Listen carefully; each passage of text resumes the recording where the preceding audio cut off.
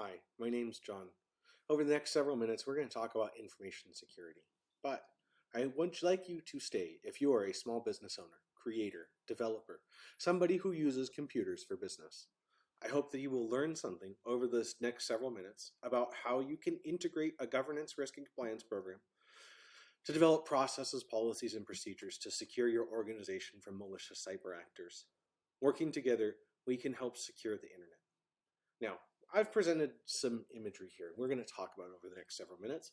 We're going to show some slides, and if you have questions, my ask to you is to get a piece of paper, write it down, and think about it, and formulate more about that question and see if the rest of the video will answer that question.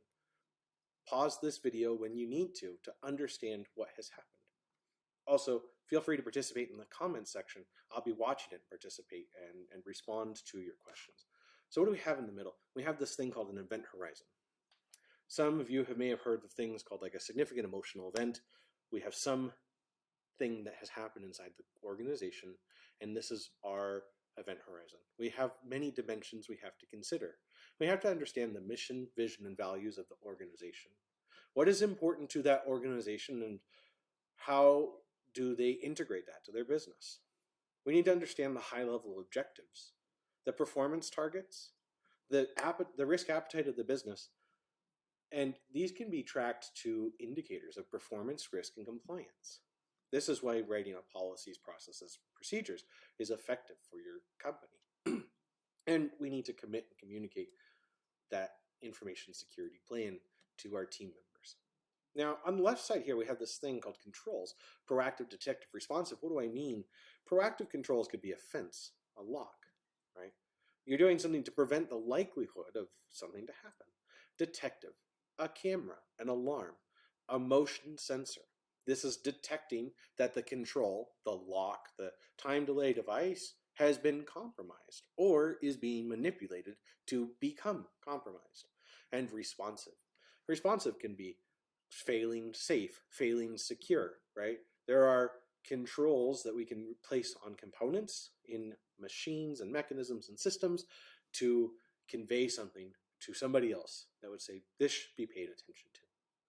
So what are we trying to manage, right? We're trying to manage forces, events, and conditions. What's a force? A market force, the economy. What's an event? Something that has happened, a cybersecurity breach. A condition. People are upset. The quality is good. The quality is bad.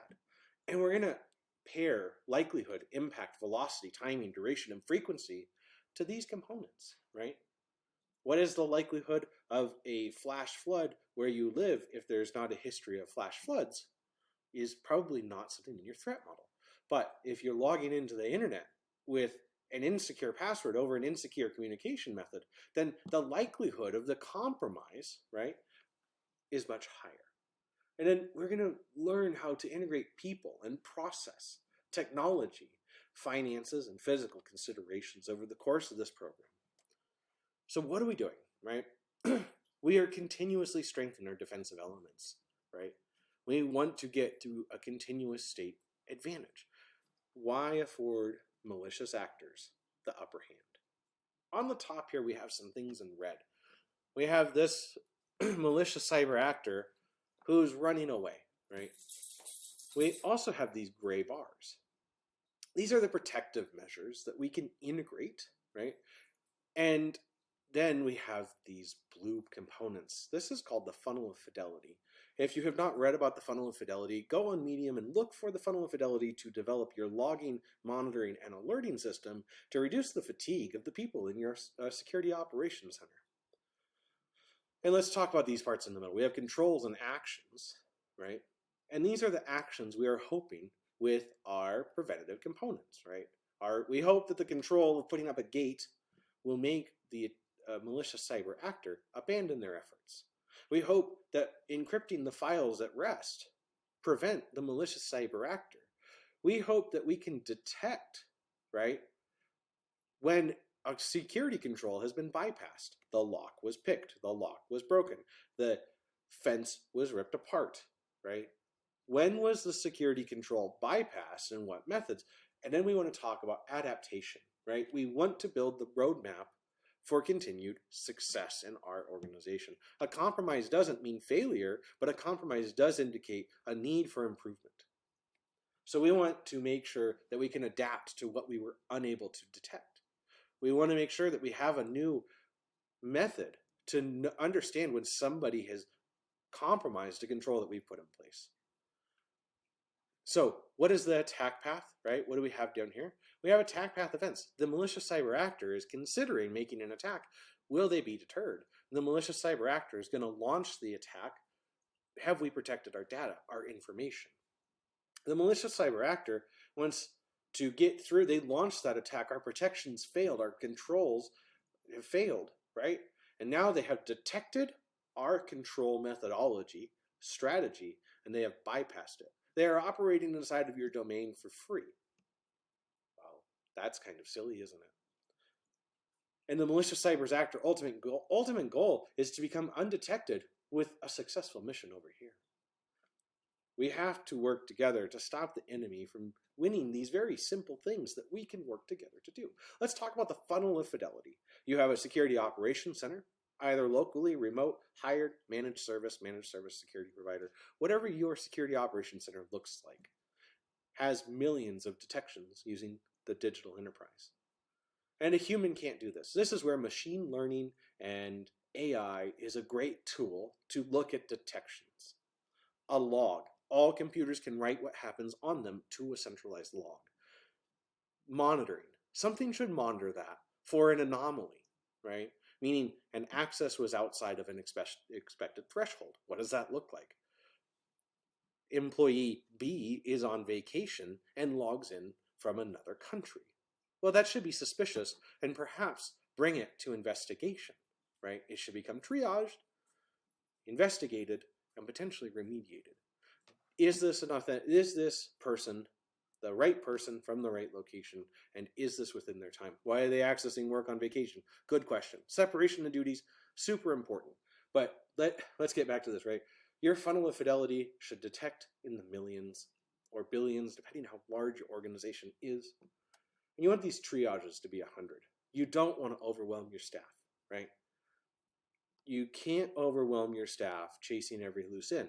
But what you can do is have your staff find the thing to increase the protection of your organization. And then we want that investigation of tens. We want to be able to parse down what is the important information in the OSI model. And we'll talk about that later, right? A great way to remember the OSI model is physical, data, network, transport, session, presentation, application. Please do not throw sausage pizza away. You can write that down. So what have we done here? We've developed a continuously strengthened defense program. We have an understanding of what that's going to look like. What is the funnel of security we're developing, and where are we going to place our security people? So let's talk about vulnerabilities. Vulnerabilities are complex. Vulnerabilities are diverse. Vulnerabilities are people, process, and technology. This right here is going to show us that every time we introduce a processor, right, that processor will have some sort of communication lines and switching center. These channels of distribution are vulnerable, right, to radiation, taps, crosstalk, right? These communication lines can be compromised. This is why we talk about encryption at data in transit, right? Data in transit should be encrypted so that way when the message comes through, oh, it's in an envelope, right? Think about sending a letter in the mail. You put it in an envelope, it's sealed, and the expected recipient gets to open it. We should think about sending our digital communication in the same methodologies. So we've got remote consoles, that person logging in from work on their machine, corporate machine, a phone, right? Whatever that is, remote consoles are diverse. Then we have files. Files are being opened. When those files travel over communication lines, they should be wrapped in a package, some envelope. They should go through that processor and still be wrapped in the package and be delivered to the operator, right? And there's lots of places where we could just encrypt that traffic and reduce the likelihood of a compromise through radiation, taps, or crosstalk. We have to consider our hardware, right? What is the device you have? Why do you have it? How is it configured, right? Is the machine itself vulnerable to something? right? We can secure hardware with physical controls. We do HVAC, we do security locks, all these things to secure our hardware. Then we talk about access mechanisms, keys, tokens, pins, passwords, biometrics, and we talk about system programming, right? How is the system programmed to work? How should it cooperate? What information does it share? What information does it have? What information will it be processing altogether? So we've talked about vulnerabilities. We've talked about so many things, but let's talk about leak point ecology. What is a leak point? A leak point is that component in your system, your business of computers, right, that combines all of these factors that we've been talking about, right? And we have external actors over here who are independent and unauthorized. They're not supposed to be there.